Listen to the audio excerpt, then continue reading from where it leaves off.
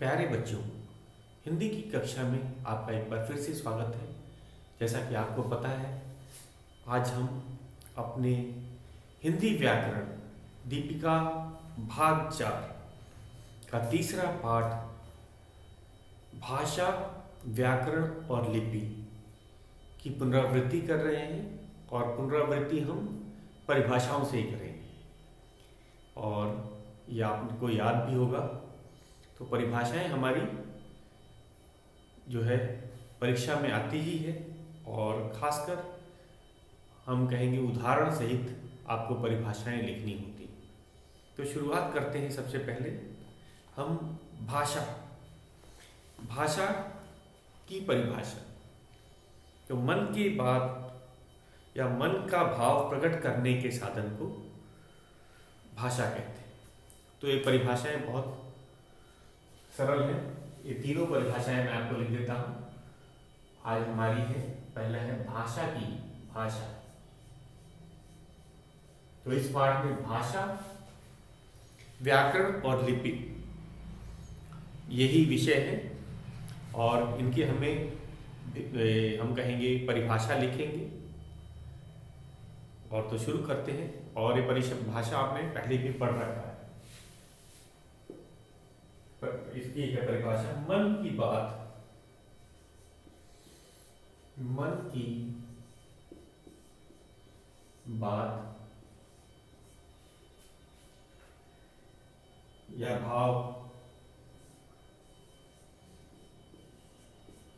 प्रकट करने के साधन को, भाव को प्रकट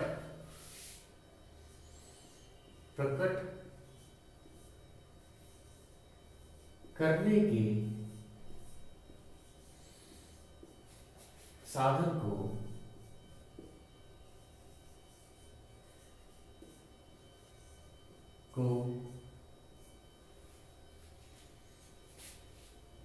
भाषा कहते हैं। भाषा कहते हैं। इसके दो मुख्य रूप हैं। भाषा के दो मुख्य रूप कौन कौन से हैं? भाषा के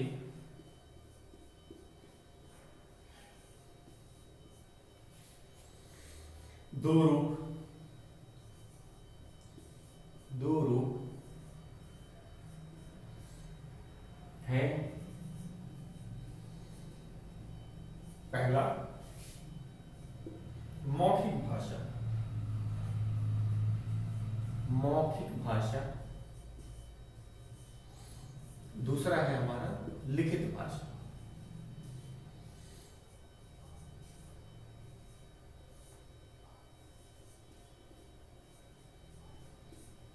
और लिखित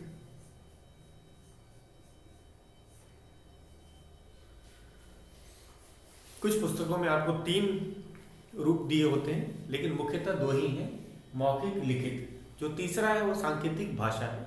उसका प्रयोग हम बहुत कम करते हैं, इसीलिए वह उसे मुख्य रूप में नहीं गिना जाता। उसका हम 1% से भी कम उसका अपने दैनिक जीवन में प्रयोग करते हैं। तो अधिकतर आपको किताबों में यही मिलेगा। भाषा के 2 रूप हैं। मौखिक, जो मुख से बोलकर हम अपने विचार, अपने भाव दूसरों तक प्रकट करते हैं, दूसरों तक पहुंचाते हैं। दूसरा है लिखित, जैसे पत्र लिख कर हम अपने विचार दूसरों तक पहुंचाते हैं। या फिर हम कहें जब कोई नेता भाषण देता है तो वह मौखिक भाषा का प्रयोग करता है। और समाचार पत्र जब आप पढ़ते हैं, वह भाषा का लिखित रूप है। तो आपको पता चल गया, सांकेतिक भाषा का प्रयोग काफ़ी कम होता है, इसीलिए हम उसे मुख्य रूप से भाषा के रूप में नहीं उसको जोड़ा जाता है। तो ये थी हमारे भाषा। उसके बाद हमें पता है कि अलग अलग राज्य में अलग अलग राज्य की भाषाएं अलग हैं। जैसे गुजरात में गुजराती भाषा बोली जाती है, महाराष्ट्र में मराठी, केरल में मलयालम, कर्नाटक में कन्नड़ भाषा बोली जाती है, पंजाब में पंजाबी, बंगाल में बांग्ला या बंगाली, और तमिलनाडु में तमिल भाषा बोली जाती है। उसके बाद हम कहेंगे, अब हमारा दूसरा है व्याकरण। ये था हमारा भाषा की परिभाषा। मन की बात को प्रकट करने के साधन को भाषा कहते हैं। भाषा के दो रूप हैं, मौखिक भाषा और लिखित भाषा। अब आ जाते हैं व्याकरण। हमारे पाठ का दूसरा जो परिभाषा है, तीसरे पाठ का, वह है व्याकरण। तो व्याकरण हमें भाषा का शुद्ध ज्ञान कराता है। व्याकरण क्या है? व्याकरण हमें भाषा का शुद्ध ज्ञान कराता है। तो ये इसकी परिभाषा, व्याकरण वह शास्त्र है, व्याकरण की परिभाषा, ये हमारा दूसरा था, जैसे मैंने आपको बताया था। व्याकरण वह शास्त्र है, व्याकरण वह शास्त्र है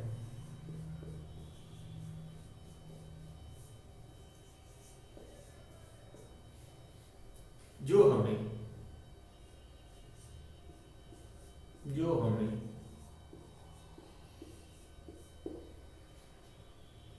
भाषा के शुद्ध रूप, भाषा के शुद्ध रूप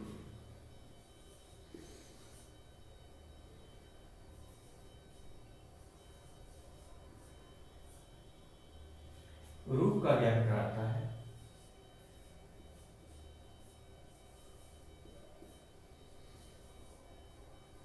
ज्ञान कराता है।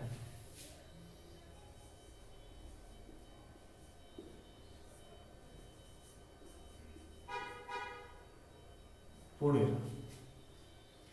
व्याकरण वह शास्त्र है जो हमें भाषा के शुद्ध रूप का ज्ञान कराता है। और व्याकरण के 3 भाग होते हैं, मैंने आपको बताए थे। पहला है वर्ण विचार, दूसरा है शब्द विचार और तीसरा है वाक्य विचार। तो व्याकरण के 3 भाग होते हैं, ये हमें जानना चाहिए। परीक्षा में कभी कभी ये भी पूछा जाता है, व्याकरण के कितने भाग होते हैं, उनके नाम बताइए। तो आपको बताना है व्याकरण के 3 भाग होते हैं, वर्ण विचार, शब्द विचार और वाक्य विचार। तो ये भी हमें पता होना चाहिए। व्याकरण के 3 भाग होते हैं, 3 भाग होते हैं।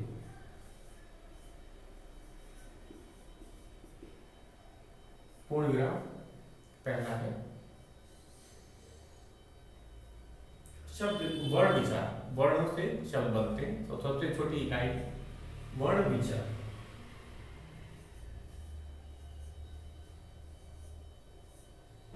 दूसरा है शब्द विचार।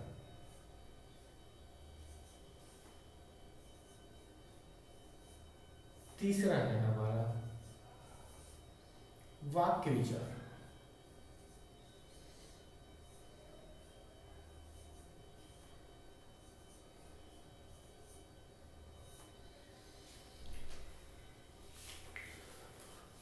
व्याकरण के 3 भाग होते हैं, वर्ण विचार, शब्द विचार, वाक्य विचार। आगे है हमारा लिपि। जैसा कि आपको पता है, लिपि है हमारे मौखिक भाषा के लिखने के ढंग को लिपि कहते हैं। मुंह से निकलने वाली जो ध्वनियां होती हैं उनका हम कहेंगे वे मौखिक भाषा है, और मौखिक भाषा का लिखित रूप लिपि कहलाता है। मौखिक भाषा का लिखित रूप लिपि कहलाता है। तो सबसे पहले व्याकरण को देख लेते हैं। व्याकरण वह शास्त्र है जो हमें भाषा के शुद्ध रूप का ज्ञान कराता है। तो व्याकरण ही हमें बताता है कि हम व्याकरण जो भाषा का शुद्ध रूप है कि नहीं। अगर व्याकरण ही नहीं होगा तो भाषा को का शुद्ध रूप का हमें ज्ञान नहीं होगा। इसीलिए जो बोलियां होती हैं, जैसे भोजपुरी है, वो बोली है, भाषा नहीं है, उसका अपना व्याकरण नहीं, और व्याकरण नहीं होने से बोली में एक रूपता नहीं बनी रहती है। हर कुछ किलोमीटर पे बोली में बदलाव आ जाता है, क्योंकि उसमें व्याकरण नहीं है जो उसका शुद्ध रूप हमें बता सके। लेकिन भाषा के साथ ऐसा नहीं है। भाषा चाहे भारत में बोली जाए, अगर हिंदी भाषा का बोला जाए, वह उसी तरह रहेगी, चाहे वह केरल या तमिलनाडु में बोली जाए, या हम कहें यूरोप के किसी देश में बोली जाए। तो भाषा का अपना व्याकरण होता है जो भाषा का शुद्ध रूप का ज्ञान कराता है। तो ये थी हमारा व्याकरण। अब अंतिम है हमारा तीसरा जो है शीर्षक है इसका, लिपि। अब हम इस तीसरे पाठ का तीसरा जो शीर्षक है लिपि के बारे में, उसकी परिभाषा लिखते हैं।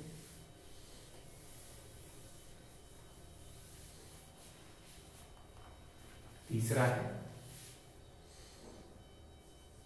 लिपि।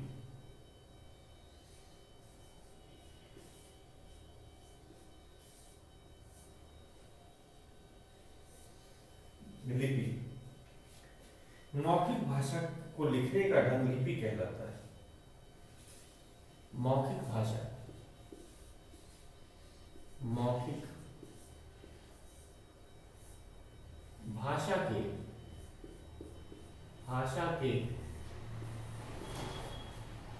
लिखने के ढंग, भाषा को लिखने का ढंग, लिखने का ढंग, लिखने का ढंग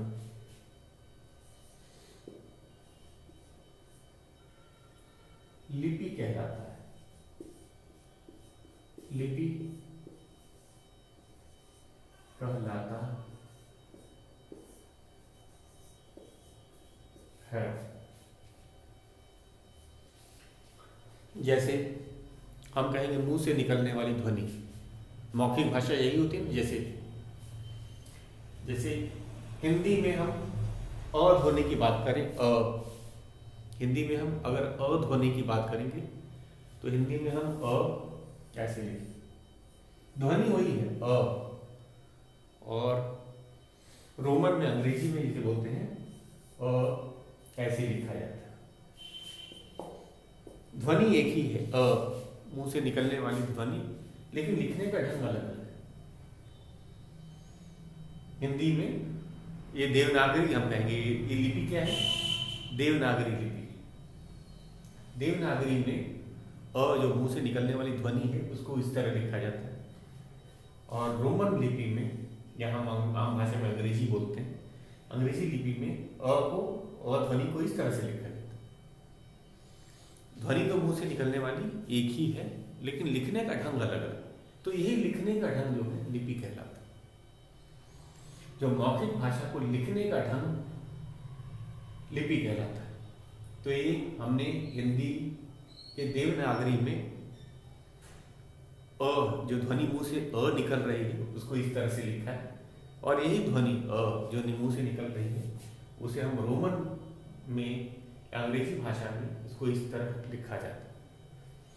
तो आपको पता चल गया, लिपि, मौखिक भाषा का लिखने का ढंग लिपि कहलाता है। मौखिक भाषा के लिखने का ढंग लिपि कहलाता है। और अलग अलग भाषाओं की लिपि अलग होती है।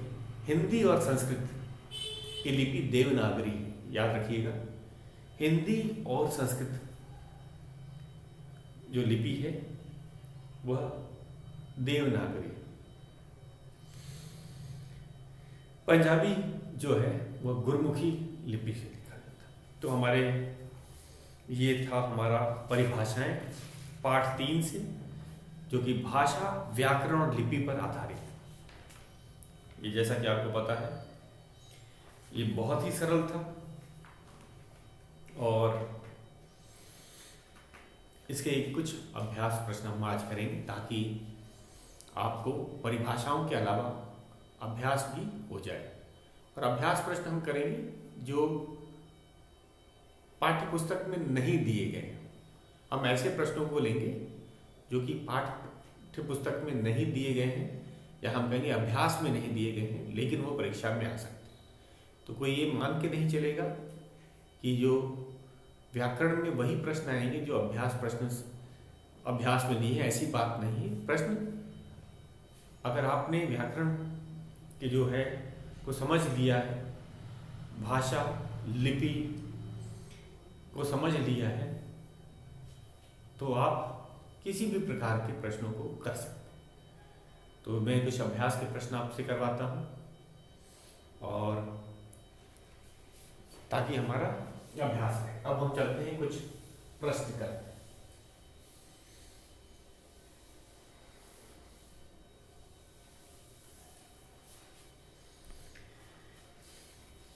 आपको बताना है ये भाषा का कौन सा रूप है। हमारा पहला प्रश्न है,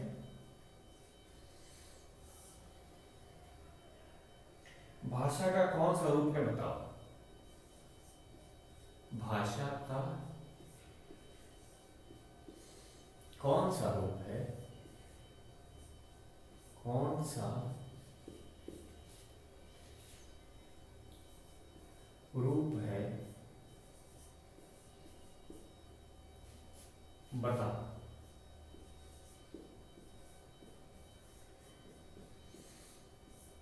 पहला है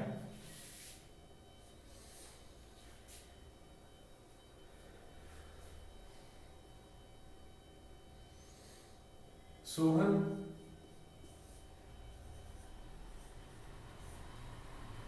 ने सीता को, सोहन ने सीमा को पत्र लिखा।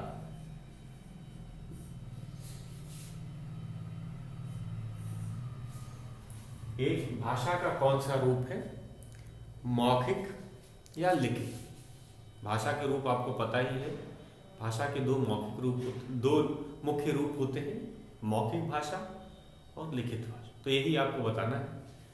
दूसरा है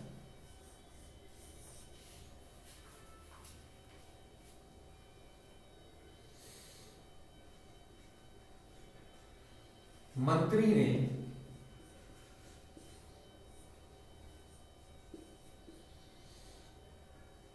जनता को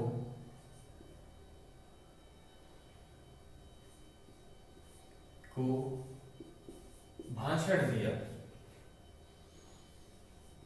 भाषण दिया। तीसरा है, पहले हम प्रश्नों को लिख लेते हैं। दादाजी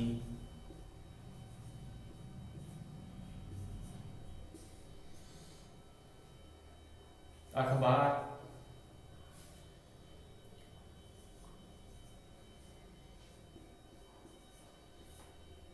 पढ़ते हैं,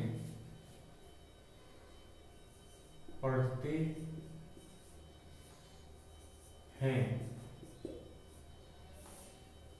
एक और चौथा है,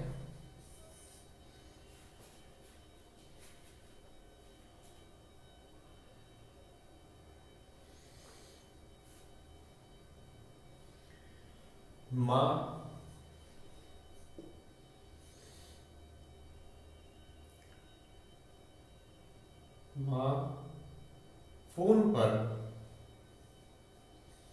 फोन पर बात कर रही हैं, बात कर रही हैं। अब हमें भाषा के रूप लिखना है। यहाँ पे कौन से भाषा का रूप है। सोहन ने सीमा को पत्र लिखा। पत्र लिखा ये लिखित भाषा का उदाहरण है, तो हम कहेंगे लिखित। लिखित भाषा का कौन सा रूप है, लिखित। दूसरा है मंत्री ने जनता को भाषण दिया। मंत्री ने जनता को भाषण दिया। भाषण जो होता है ये मौखिक रूप है, तो मौखिक ये है मौखिक। अगला है दादाजी अखबार पढ़ते हैं। इसको सही कर लेते हैं। दादाजी अखबार पढ़ते हैं, तो एक अखबार पढ़ना कौन सा भाषा का रूप है? लिखित। अखबार भाषा का लिखित रूप होता है, लिखित।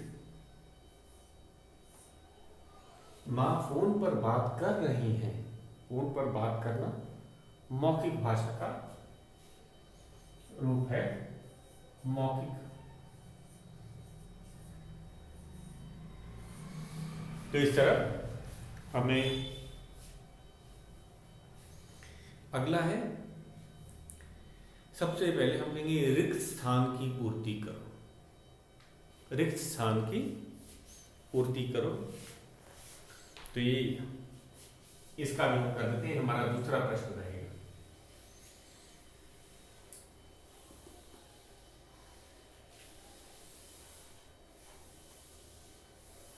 रिक्त स्थान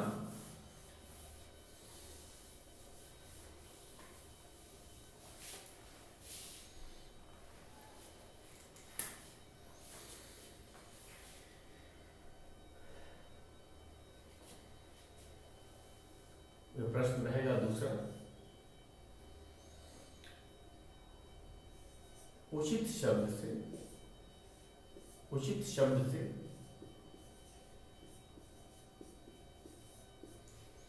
रिक्त स्थान या खाली स्थान भरे। खाली स्थान भरे। पहला है हमारा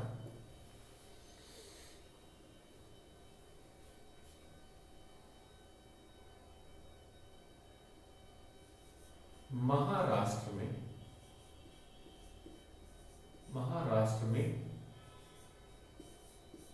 रिक्त स्थान भाषा बोली जाती है। बोली जाती है। इसे बच्चों आप अपने नोटबुक में नोट कर लीजिए, रफ कॉपी में नोट कर लीजिए और इसे आप स्वयं करने का प्रयास करें। इसे आप स्वयं करने का प्रयास करेंगे, मैं बाद में इसका उत्तर आपको बताऊंगा। तो सबसे पहले आप रफ कॉपी में ये सभी प्रश्नों को नोट कर लें। ये हम ऐसे भी पुनरावृत्ति ही है और हमें अभ्यास ही करना है।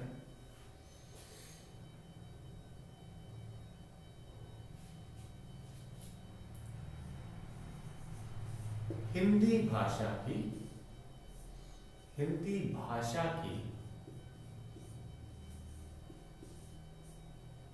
लिपि रिक्त स्थान है, पूर्ण विराम। अगला है तीसरा, भाषा के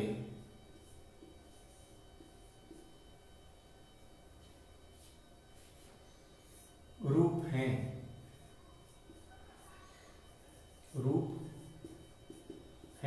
भाषा के रिक्त स्थान रूप हैं कितने, आपको ये बताना है। चौथा,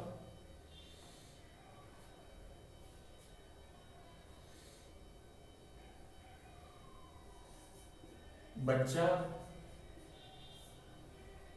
सबसे पहले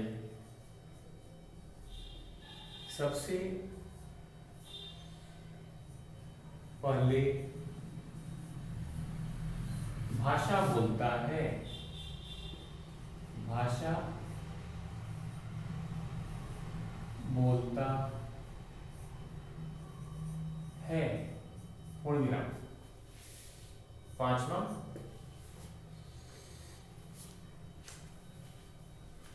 इसके बाद में है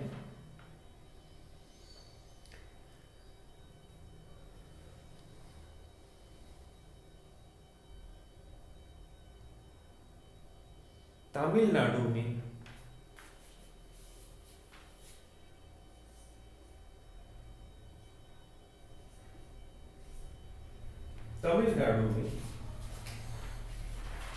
तमिलनाडु में कौन सी भाषा बोली जाती है?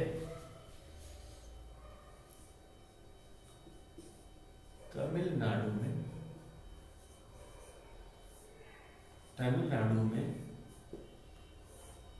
भाषा बोली जाती है।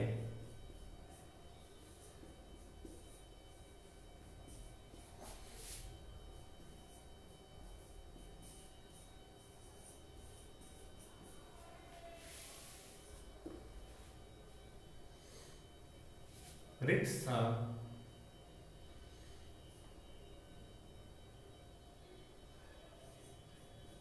मौखिक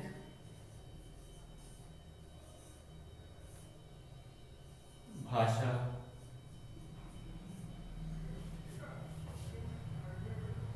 को लिखने का ढंग,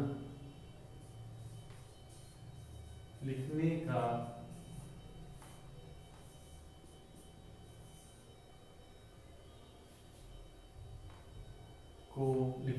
ढंग होता है।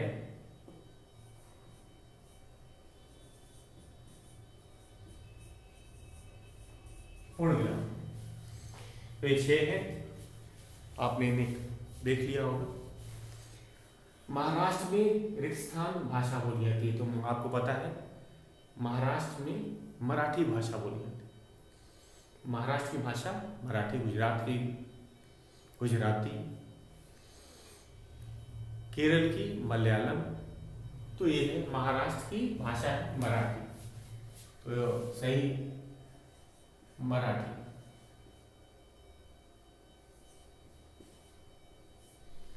हिंदी भाषा की लिपि देवनागरी।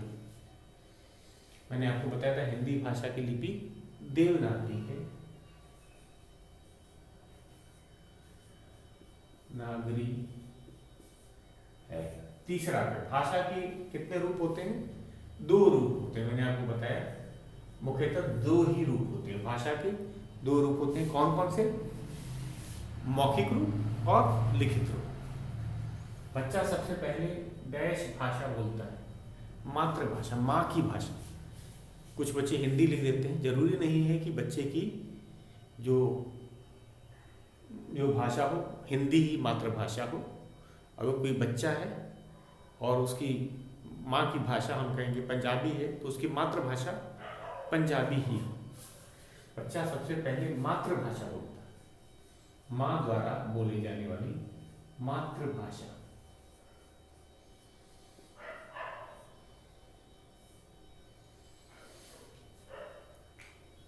तमिलनाडु में भाषा बोली जाती है, तमिलनाडु में तमिल भाषा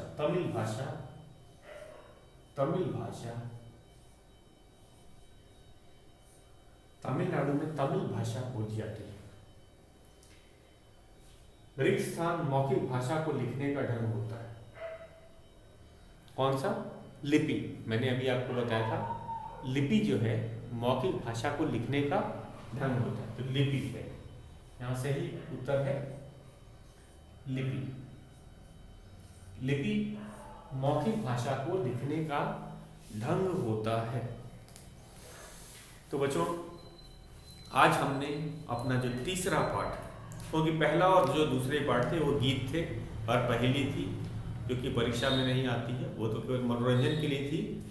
हमारा जो तीसरा पाठ है भाषा, व्याकरण और लिपि से ही प्रारंभ होता है, और इन तीनों की परिभाषाएं आपको याद करनी है।